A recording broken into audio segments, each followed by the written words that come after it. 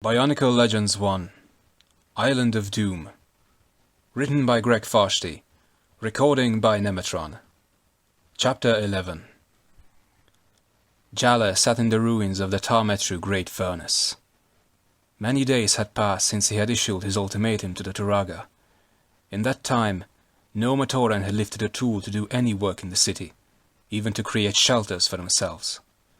Both Turaga Vakama and Takanuva had come to him to ask that he relent and allow the repairs to Metru Nui to continue.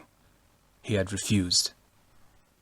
"If we are no more than frightened little beings who must be protected, hostages and victims for every foe we encounter, then we are a weakness," he said to himself. "We benefit no one, not the Toanuva, not ourselves. I will not let helplessness and fear be the legacy of the Matoran." He looked up to see Turaga Nokama approaching. She had gone only a few steps into the rubble of the furnace when Jala's voice stopped her. "If this is another plea, noble Nokama, you might as well turn around. The only thing I want to hear is the truth the Turaga are keeping from us." "And when you have heard it, what then? Will it change anything?" replied Nokama. "You will not be able to do anything with that knowledge but worry and grieve, and wish you had never learned any of it. I know that is what I wish." Jala was tired. He was not going to make the same argument he had made to Vakama and Duma yet again. "I will do whatever I can do, as a Matoran and as captain of the Tarmetru Guard." Nokama sat down on a piece of masonry. "Duma and Vakama do not know I have come. I could have announced it at the top of my lungs and they would not have heard me, so consumed are they with worry.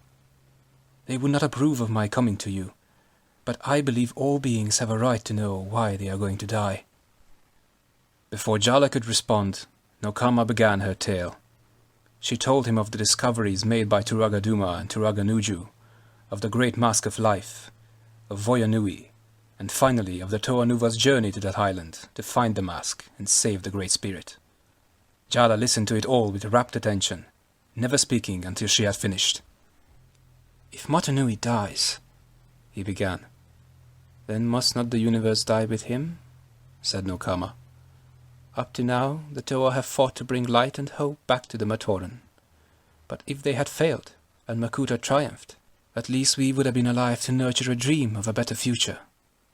If they fail this time, there will be no future." "And there has been no word of them?" "None. Duma believes that if they were going to return, they would be back by now. He fears they are lost. Vakama urges that Takanuva be sent to find them, but Duma insists the Toa of Light is needed here. I cannot imagine the reason for that, but we must respect his wisdom." Jala frowned. "Are you certain it really is Turaga Duma?" He remembered well the story of how the evil Makuta had once taken on Duma's shape in an effort to conquer Metru Nui. "Onuwa has looked into his mind," Nokama answered. "Yes, it is the true Turaga." She paused, then added, "I am sorry to have burdened you with this, Jala, for there is nothing that can be done. But at least now, when the stars are extinguished and the end comes, you will understand." Without another word, Turaga Nokama departed, leaving Jala to ponder her message. The news was devastating, but it did not leave him feeling lost or hopeless. Tahu had always told him that you could not fight a shadow. You had to perceive the shape and substance of your enemy to defeat him. Now he knew what they faced, and that was the first step toward victory. "There is something I can do," he decided, "but I will not tell Takanuva or the Turaga. They would only try to stop me, and every moment matters now." He ran from the ruins, plans already forming in his brain.